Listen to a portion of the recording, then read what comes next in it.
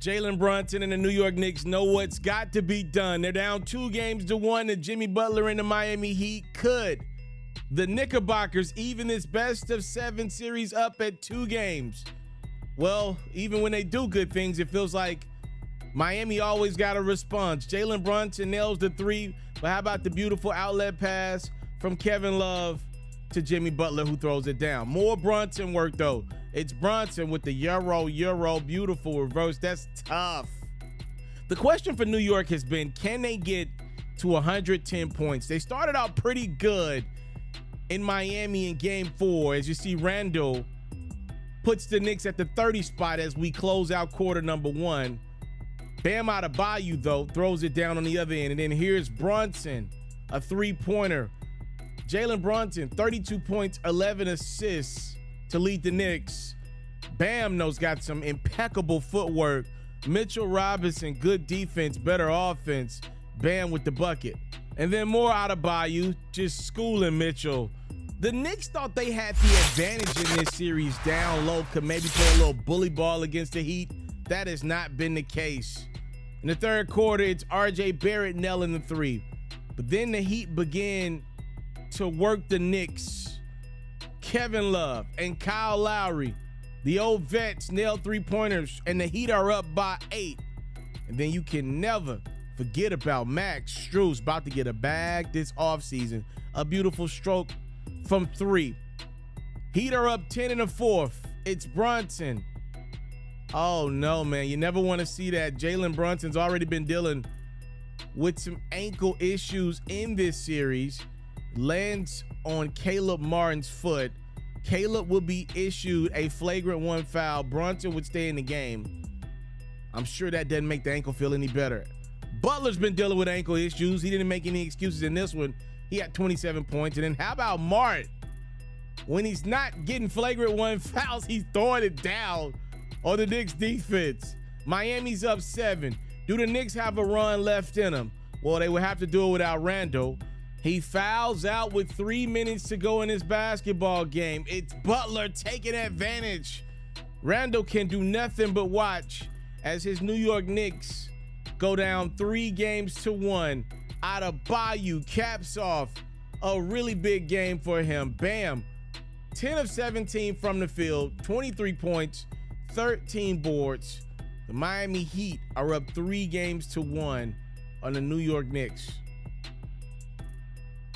What's up, everybody? It's yours truly. I'm the one and only. I'm Mr. Telefarrell. If you're enjoying this great playoff action, you want to put yourself in a position to get the highlights first. Make sure you subscribe to my channel at HoopsPharaoh, and then you ain't got nothing to worry about because your boy got you covered. Thank you for the love. Enjoy the rest of the video. That Martin screen. Butler kick. Martin drive and slam. On a rack attack. Caleb Martin. Yeah, after the game, Julius Randle even admitted maybe the Miami Heat just wanted more than we do. That's what he said. I'm not misquoting the brother. That's what he said. And if a player on the court is going to say that, then who are we as fans? For me, I'm covering the game night in, night out. Who are we to say otherwise? So what are we supposed to do with that? One of the guys on the team is saying that the other team wanted more than them, maybe. I'm looking at Julius Randle, and we talked about him in depth after Game 3. I'm not going to do it again for Game 4. He was a little better in Game 4 than he was in Game 3, but unavailable for his team down the stretch. You know, Jalen Brunson did give you 30 and 11. That's still pretty big. You know, I don't know. The Knicks, at the end of the day, the Miami Heat left this game up for the taking. Miami did not win this game. The Knicks lost this game. I know people hate that little cliche thing, but I do believe it was applicable to this game. In the first round, I believe Miami went out and took that series from the Milwaukee Bucks. The Miami Heat are not playing as good and as crisp as they did against Milwaukee. As a matter of fact, if Miami played the way they're playing against the Knicks, against the Bucks, I'm pretty confident the Bucks win that series in 5 games, even without Giannis for a couple games. Miami just wants it more than New York. That's the only thing right now. That's what's getting them by right now. Miami's missing a bunch of shots as well.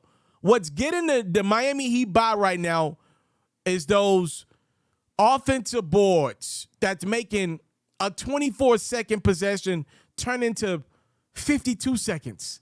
They're getting multiple offensive rebounds on one possession. And if you're the New York Knicks, that's just demoralizing for a team that's struggling on the boards. An area, by the way, that New York thought they had the advantage decisively coming into this series. They have not had the advantage. Yo, Mitchell Robinson made a comment a couple months ago that he was the best big in New York. I understand that Nicholas Claxton of the Nets is not playing. His team was eliminated last round. I don't think he would have went out like this on the boards, though.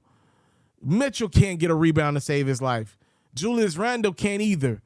The Knicks don't have enough rebounding to win this series. They miss entirely too many shots to give another team multiple shots. They got to get defensive boards and offensive boards to give themselves as many opportunities as possible because they're going to miss a lot of shots. Period. That's all this series has broken down to. Give credit where credit is due. Eric Spoelstra's got his group ready to go every game.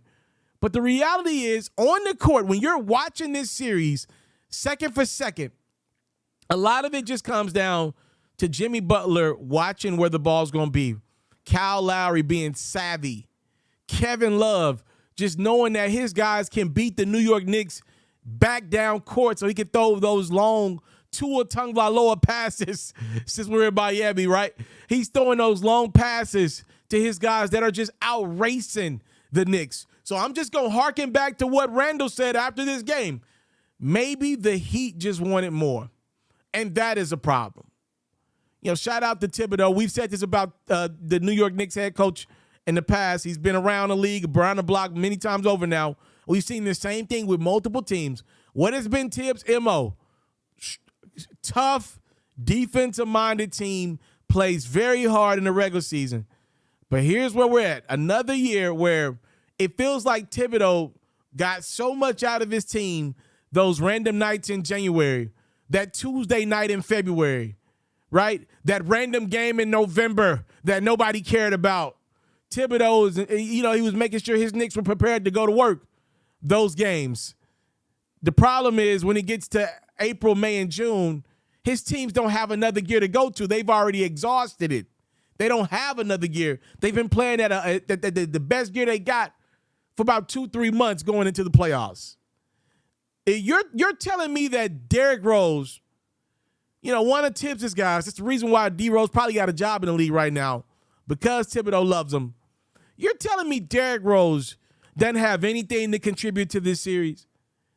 Look, maybe you give him 4 to 8 minutes a half to give Bronson a much more of a break, to give him, make sure your starting point guard's fresher down the stretch. You're telling me Derrick Rose can't penetrate and make something?